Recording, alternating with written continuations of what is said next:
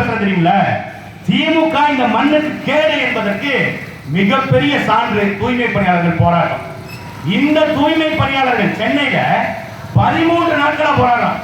13 நாட்களா போராட்டம் தூய்மை பணியாளர்கள் இந்த மாநிலத்தின் முதலமைச்சர் போய் சந்திக்கல. ஆனா நீங்க பாருங்க 2022ல இதே ஐயா ஸ்டாலின் அவர்கள் ஒரு படம் ஒன்று வெளியிடு. என்ன வெளியிடுறாங்க அப்படின்னா, தூய்மை பணியாளரோட உட்கார்ந்து பிரியாணி சாப்பிட்டாருங்க முதலமைச்சர். தூய்மை பணியாளரோட உட்கார்ந்து பிரியாணி தின்ன தூய்மை பணியாளர் சாப்பிடுற உணவை ஒரு முறை ஸ்டாலின் சாப்பிட்டுப்பாரா? இல்ல சாப்பிடுறதுக்கு மனம் வருமா? அவ்வளவு குப்பையை அள்ளிட்டு அந்த குப்பைக்கு நடுவுல வீட்டுல இருந்து கொண்டு சமைச்சு கொண்டு போன அந்த உணவை தின்னுட்டு அந்த வாடையிலே கடந்து அவ்வளவு கஷ்டப்பட்டவங்கள நாயை கைது பண்றது மாதிரி, நாயை அடிச்சு விரட்டுறது மாதிரி அடிச்சு விரட்டினா ஒரு வார்த்தை கண்டிச்சது உண்டா மாநிலத்தின் முதலமைச்சர்? அதை பத்தி பேசியிருக்கிறாரா? அந்த கோபம் தான். தூய்மை பணியாளர்களுக்கு நான் தொலைச்சி ஏன் போராடணும்?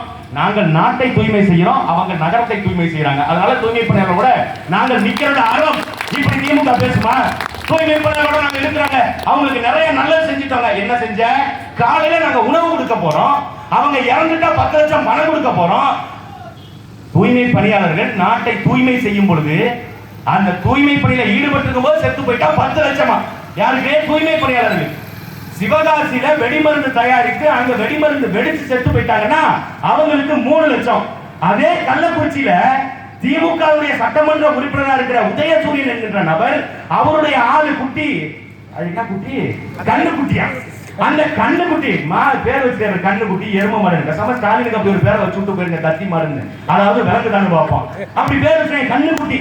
அவரு கள்ளச்சாராயம் காட்சி, அந்த கள்ளச்சாராயத்தை குடிச்சு எவ்வளவு செத்து போயிட்டாங்கன்னா 10 லட்சமா? இது எங்க போகுது இந்த நாடு? இப்படித்தான் அறிவிப்பு கொடுப்பீங்களா?